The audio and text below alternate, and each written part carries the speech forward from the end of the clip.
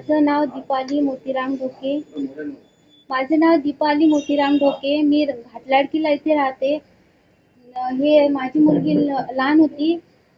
जो चांदूर बाजारचा मोहम्मद मुजम्मिल आहे, हा माझ्या आईला कामाले सांगा करण्याकरिता येत होता. मी त्याच्या आईकडे पाहू पण नाही, काहीच नाही. त्यानं मला जादूची मोहिनी टाकून असं जालमध्ये फसवलं का, जसं माझ्या नवऱ्याला त्यानं काहीच म्हणजे असं त्याच्या विरोधात भडकवलं का, ती माझी बायको आहे, तू तिच्यापाशी येऊ नको, मी तिच्यासोबत लग्न करत आहे असं म्हणून त्याच्यापासून माझा सुटका करून टाकला त्यांनी. मग माझी आई म्हणे, तू म्हणे माझ्या पोरीचा संसार उद्ध्वस्त केला म्हणे, तू म्हणे इथून माझ्या घरी येणं बंद कर म्हणे, मी तुझ्या इकडे कामाला पण येत नाही म्हणते, तू माझ्या घरी येणं बंद कर. त्यावेळेस माझ्या आईला त्यानं मारहाण केली. माझी आई पण विष घेऊन मरण पावली त्याच्यानं. काय म्हणते, तू म्हणे मी बगर लग्नाचं आहे असं करून मग मी एकटीच होऊन गेली. साऱ्या नातेवाईकातून साऱ्यातून तुटून गेली. मी माझ्या घरी 2 मुली आणि मी एकटी इथं लडकीला इथे राहत होते. मग तो मला कोणी नसताना तो माझ्या घरी येणं जाणं करून जबरदस्तीनं माझ्यावर शारीरिक संबंध करत होता. त्याकरिता मला त्याच्यापासून 2-3 महिन्याचे प्रेग्नेंट राहून गेले. मग मी त्याला म्हटलं का, तुझ्यापासून मला असं गर्भ राहिलं, आता काय करायचं? तो म्हणे, तू गर्भ असताना तू रिपोर्ट काही करू नको, मी तुला कोर्ट मॅरेज करून तुला मी स्वतः ठेवल, कारण मी बी कुवारा आहे आणि मला बी कोणाचा सहारा नाही, असे म्हणून मला फसवणूक केली.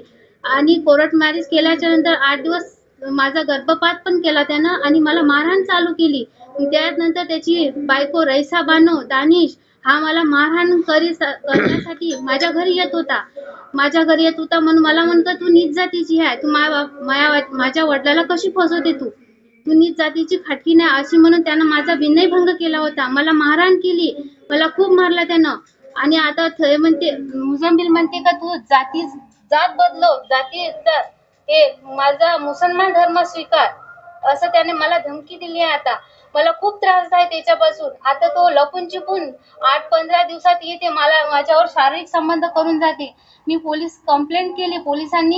पोलिसांनी माझा कंप्लेंट काही स्वीकारली नाहीये. ते पण मला म्हणजे तू खोटेनाटे रिपोर्ट देतो म्हणते याच्या नावानं. शेषराव कोसरे याच्याकडे गेली होती मी जातीचा रिपोर्ट द्यासाठी.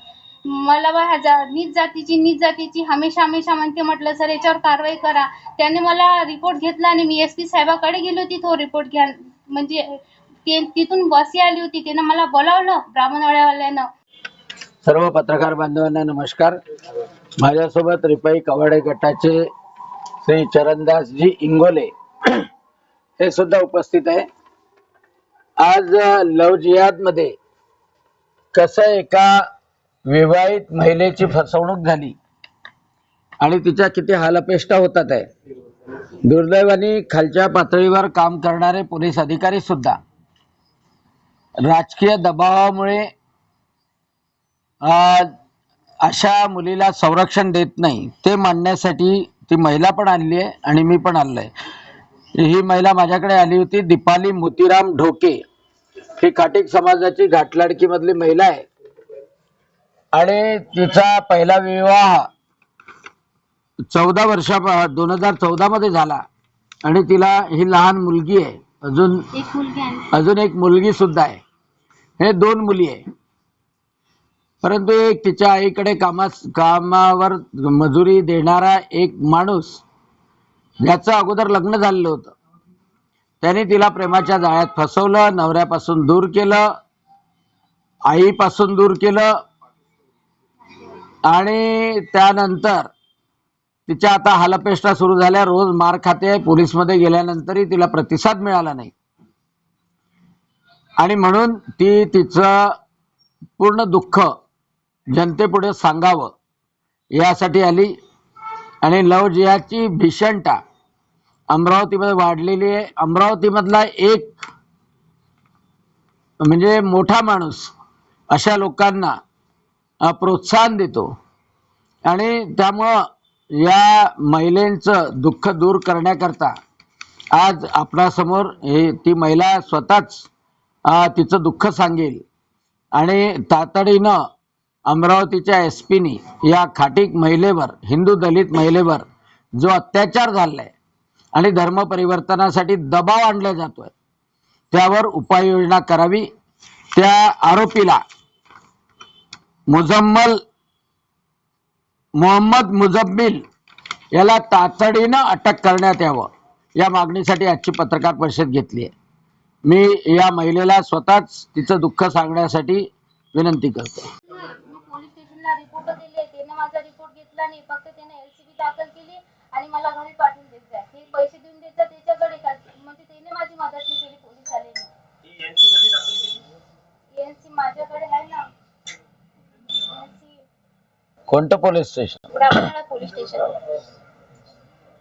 Brahmanwada police station. हा. घटना ह्याच वर्षाची, आपल्या 2025. कोरोना काळापासून आयला म्हणजे तर मजूर सांगायला येत होता तो, पण त्यावेळेस मला फोन घेतली त्यानं. हे 2 मुली आहे, म्हणजे आई आहे. त्यानं माझं एक एक करून माझा परिवार खतम केलं ना. पहिला आईले खतम केलं, मग माझ्या नवऱ्यापासून अलग केलं, मग मी एकटी होऊन गेली, मी बेसहारा होऊन गेली. मग हा माझ्या घरी येत होता, मला जबरदस्तीनं मला धमकी, त्रास देणं, अशा टॉर्चर करत होता. सर कंप्लेंट केली होती सर कंप्लेंट केली होती सर त्याची. त्यानं माझी कंप्लेंट घेतली नाही घेतली. खूप मोठी नाटे रिपोर्ट. हा सर येत जातो. हा नाही, जबरदस्तीने येत होता तो. मला मारलं त्यानं, इथं डोळा फोडला, मारलं, माझ्या मुलीला मारलं. मला कोणाचा सहारा नव्हता. मी रिपोर्ट, ते मला मारहाण करत जा, मी त्याचा रिपोर्ट देत जा, ते LCB ची केस दाखल करत आहे त्याच्यावर. 2 महिन्यात तुम्ही रिपोर्ट दिला, तुम्ही पोलीस स्टेशन आता तुम्ही त्याच्यानंतर तुम्ही SP कडे का नाही? SP कडे गेली, माझ्याजवळ SP कडची खूप अर्ज आहे. SP कडे पण गेली मी. अर्ज कुठे रे? 3 ऑक्टोबर 2025. कारण की आवक लिपिकाची सही आहे, त्यामुळं मला त्याच्यावर काय निर्देश झाले ते माहित नाही. दाखव, FIR दाखव.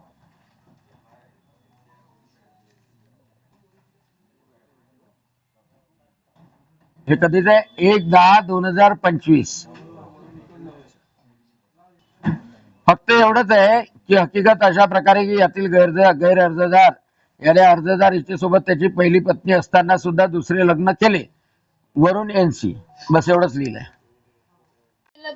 तू रागात मत आली असं बयान दिले SP साहेबांकडे वापस परत केलं. त्यानं मला हाकलून दिलं तिथून, शेषराव खोसरेने. हा त्यानं सामनेवाल्यानं त्यानं पैसे दिले सर त्याच्याजवळ, म्हणजे का तू हिच्या सह्या घ्या आणि हिला हाकलून द्या.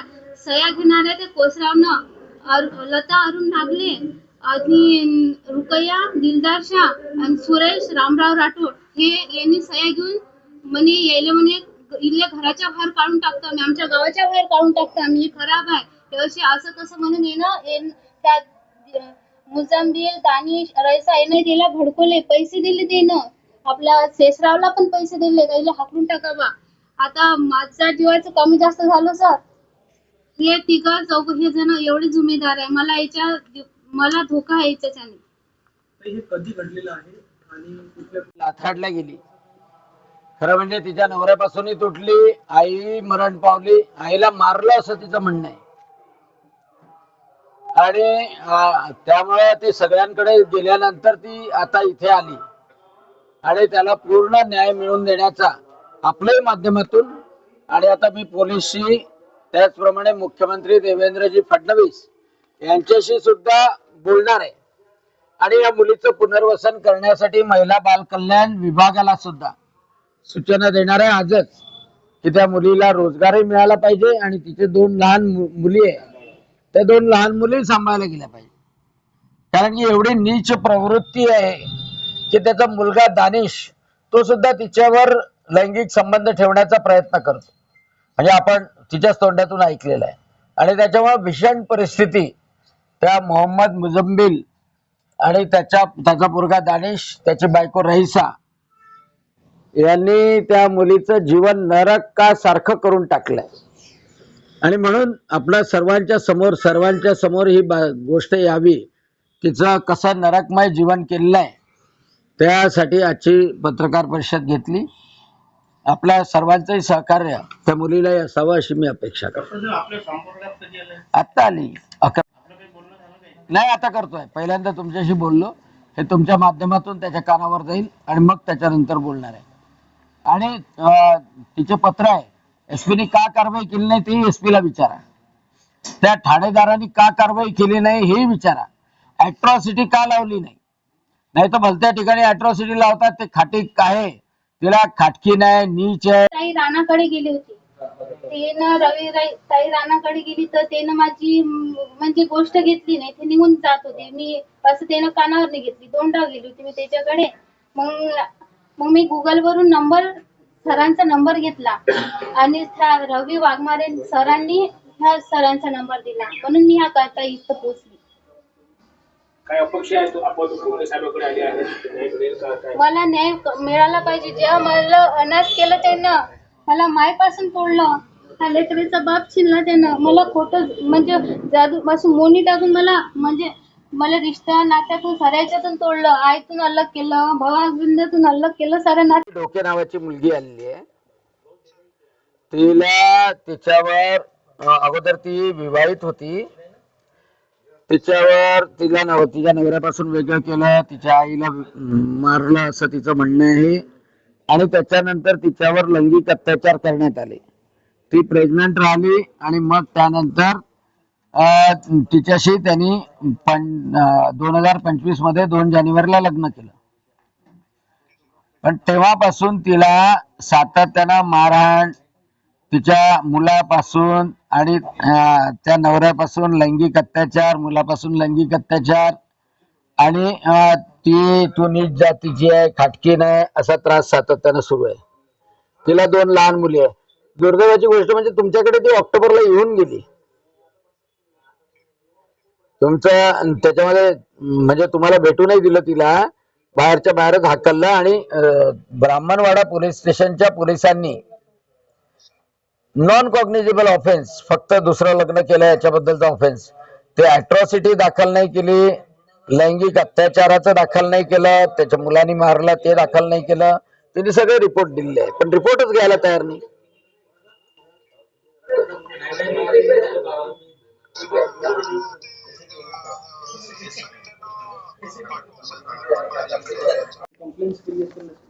हा, कंप्लेंट केली आहे मी ब्राह्मणवाडा पोलीस स्टेशननी. तसा मला एक दिवस 11 मार्चला त्याचा मुलगा आणि रईसाहेबांनो हे रात्री 11-11:30 वाजता आले होते. त्यानं माझा डावा हात पकडला आणि मला खाली पाडलं, माझ्या अंगावर बसला आणि माझा विनयभंग केला. मला त्याने म्हटलं तू माझ्या बापाची राण आहे, तू माझी बी राण बन, नाही तर तुला 4-5 जण आणून ते 4-5 जण मिलाकर तेरी चूत फाड़ देंगे अशी धमकी दिली आणि तुला धरणात मारून टाकेल, असा मी रिपोर्ट दिला आहे आपल्या ब्राह्मणवाडा पोलीस स्टेशन मध्ये. त्यानं मला कोणाचा सारा नाही, मला त्यानं म्हणजे जीवाचे भीव आहे त्याच्यापासून, माझा जीव घेऊ शकते ते लोक, म्हणून या कारणाने मी माझा न्याय मागासाठी सरांकडे आले. तर त्याला सजा झाली पाहिजे त्या तिन्ही लोकांना. पहिल्या नवऱ्याचं नाव काय? विष्णू पटेल. पटेल. तो दुसऱ्या जातीचा? हा, खाटीक समाजाचाच आहे तो.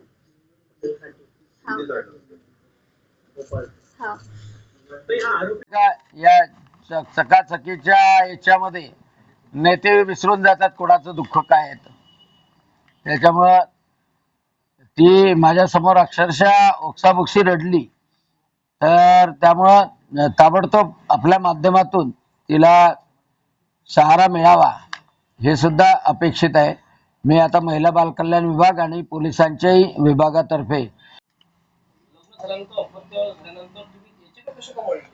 मी सिझर झालं होतं सर माझं. मी डिलिव्हरी करिता आईकडे आली होती आराम करण्यासाठी.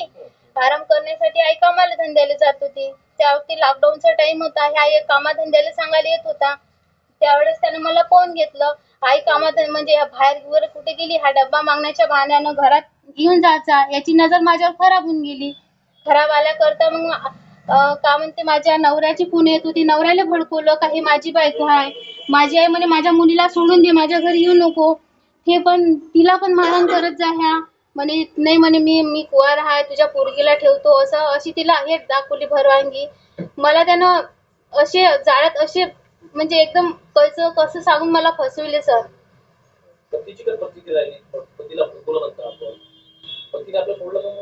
पतीला यानं सोडा लावलं, मग त्याला त्याच्या मनात असं जर फैलवलं, तो थोडी ठेवणार आहे सर मला. त्याने मला डिवोर्स देऊन दिला.